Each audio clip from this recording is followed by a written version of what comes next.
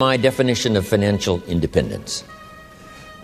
Number one, the ability to live from the income of your personal resources. This should be every person who lives in a free country, especially a capitalistic country.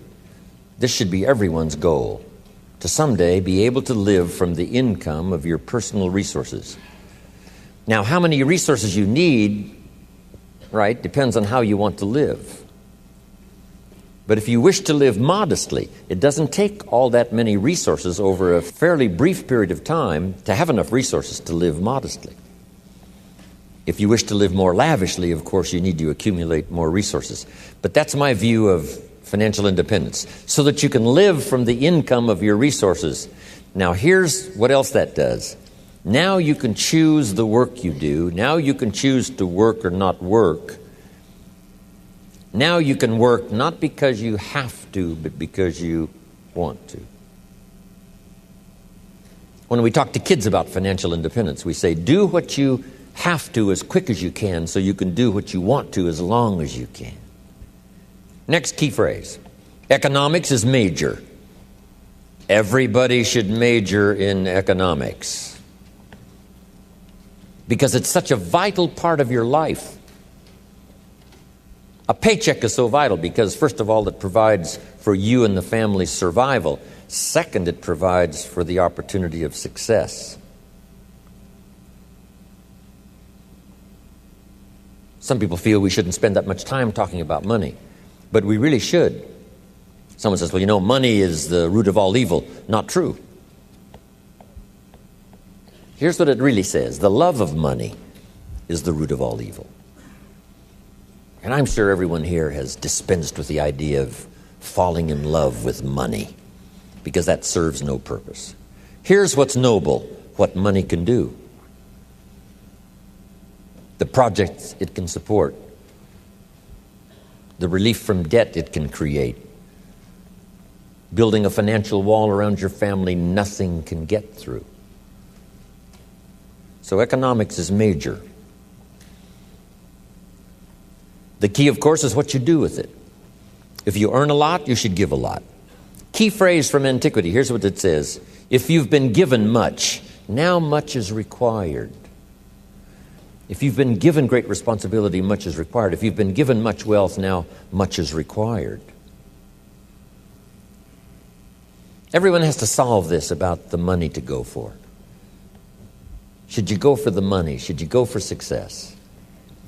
You should earn as much as you possibly can in the reasonable time devoted to economics, job, business.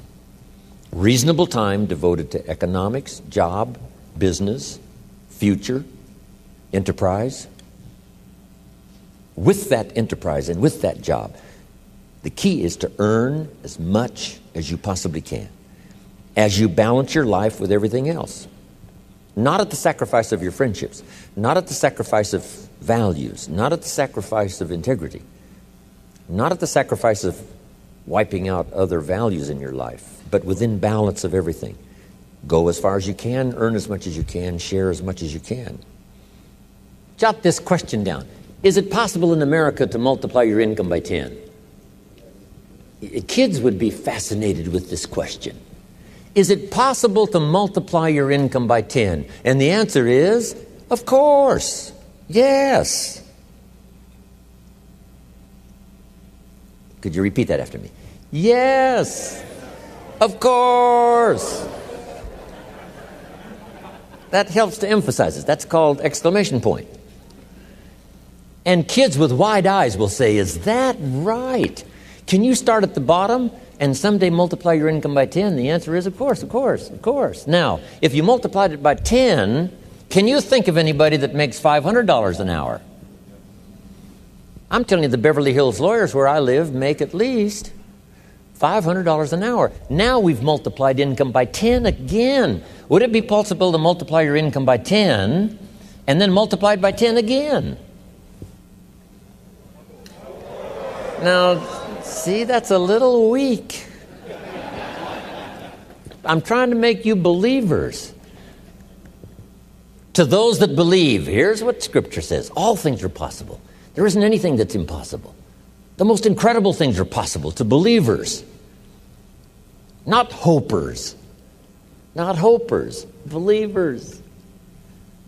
Wow. $500 an hour. Would it be possible to multiply your income by 10 again? Of course. $5,000 an hour? What do you suppose I get paid? I'm telling you, it's possible to multiply your income by 10 and then by 10 and then by 10. I lecture with Norman Schwarzkopf, the old general. Guess what he gets paid for a speech? $65,000 for 1 hour. $65,000, not $5,000, right? $65,000. I had lunch with Colin Powell, and I was on that speaking panel for one of those multi-speaker seminars.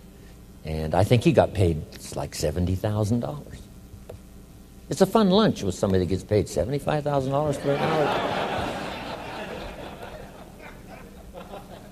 Unbelievable. Now, the person that's on up here, right, like Bill Gates and, who knows who else here, that makes $68 million in 1 year. We say, well, is that legitimate to pay someone $68 million in 1 year? And the answer is, of course. If they helped the company make $1 billion last year, would the company pay them $68 million? And the answer is yes, it's chicken feed. It ain't that much. Key phrase to jot down, everything is relative. Everything is relative. What might seem like a lot now, I'm telling you, some time from now for you won't seem that much. You say, wow, I was a small thinker back then, thinking, $4,000 a month was a lot of money. $8,000 a month was really something. I remember those days when $8,000 a month was unbelievable. And then $15,000 a month. Wow, I couldn't believe it. How about $20,000 a month?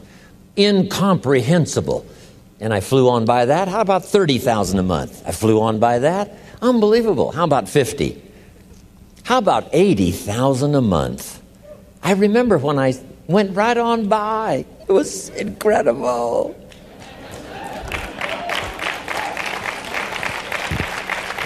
Getting paid by the week. I remember when it was, right, 20,000 a week and then 30,000 a week.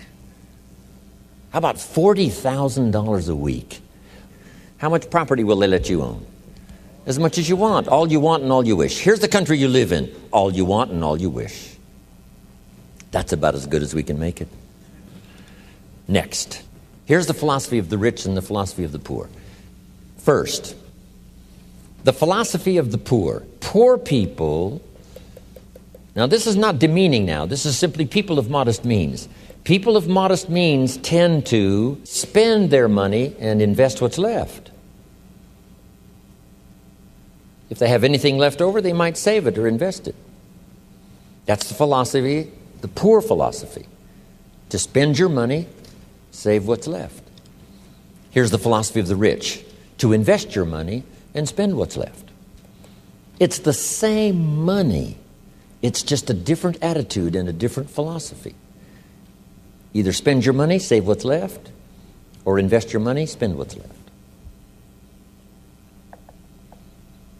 Now, here certainly is the better philosophy, to invest your money and spend what's left.